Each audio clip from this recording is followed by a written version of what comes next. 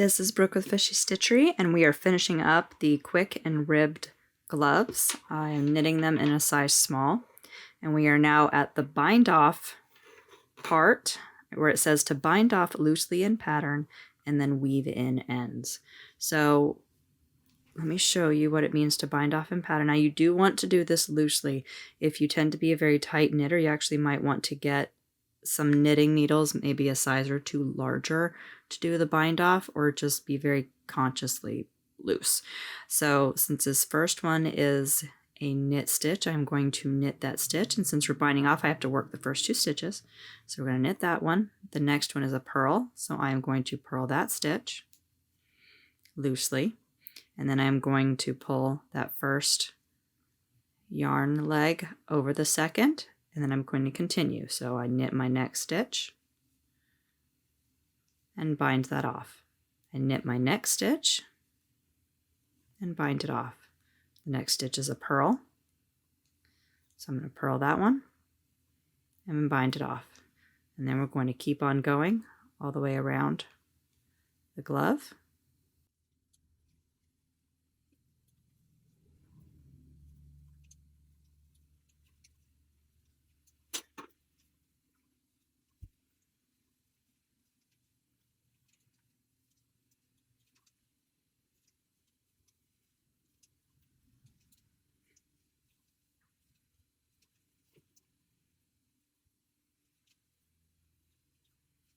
Okay, we're getting near the end. Last one is a knit, so I'll knit that one. So I end up with one stitch right there. I'm going to kind of pull that a little long so I don't accidentally pull it out. I'm going to try the glove on and then kind of spread my fingers out a little bit at the top.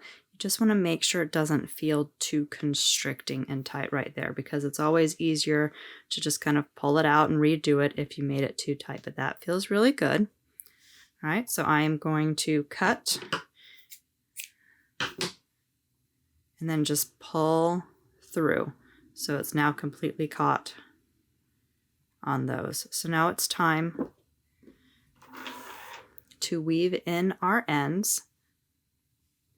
So we have the one at the bottom and the one at the top. I'm going to go ahead and flip this inside out. We'll start with the one on the bottom. I have a yarn needle. This one just happens to have a bent tip. You don't have to have a bent tip. These are just the ones that I happen to have. But you do need the one with like a nice large eye. They come in plastic, they come in metal. As long as you can get your yarn through that eye, you're good. So with the one on the bottom, I like to stretch it out on my hand just a little bit. We are going to be weaving through the actual pieces of yarn. So I'm trying not to go in the front. I'm slicing through the center of those yarn strands up probably about 6-7 rounds. See, it's not noticeable in the front. Pull that through. You want to pull a little snug, but not too tight. You might even want to stretch it out just a little bit. Now I'm going to go down and do the same thing, where I'm just kind of piercing through the yarn. All right, and then pull it down. Be careful not to pull it too tight. All right, and honestly, that is enough to hold it. If you want to go up just a few more, you can. I'm just kind of putting it through the other one's end itself right there. Just make sure it's not being pulled too tight to where it puckers. And then see, you can't even tell on the front.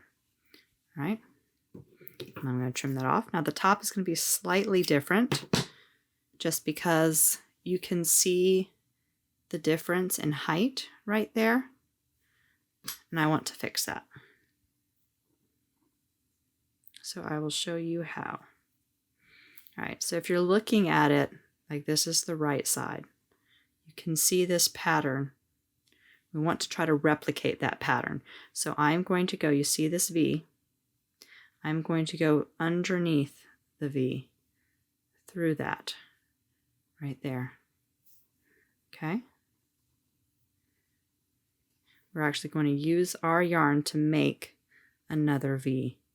So now I am going to go back through that last V.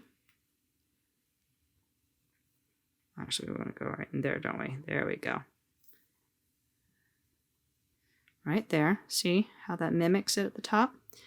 So now we want to stay where we are and go through this next V, which kind of just locks that in place, right? And now I want to come through, and I actually want to weave down this because we have a little bit of a hole there, and I want to take care of that. So I'm just kind of weave through the backs of some of those. Don't pull too tight. And now I'm going to just grab a little bit of that one right there before I start weaving down.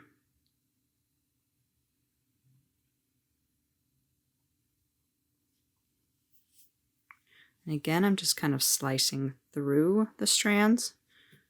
I'm not trying to make it noticeable from the front.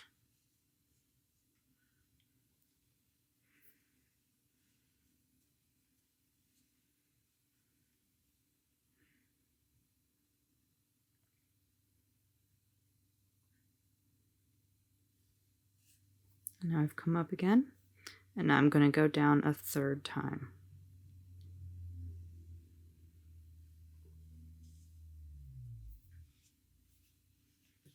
Okay. Snip that yarn off. All right, and your glove is finished. So now you can no longer see that big difference in the top. And if you want, you can go ahead and wash these. It will get any of the unevenness out of some of the stitching that you've done. But they are ready to wear or gift or anything. There you go.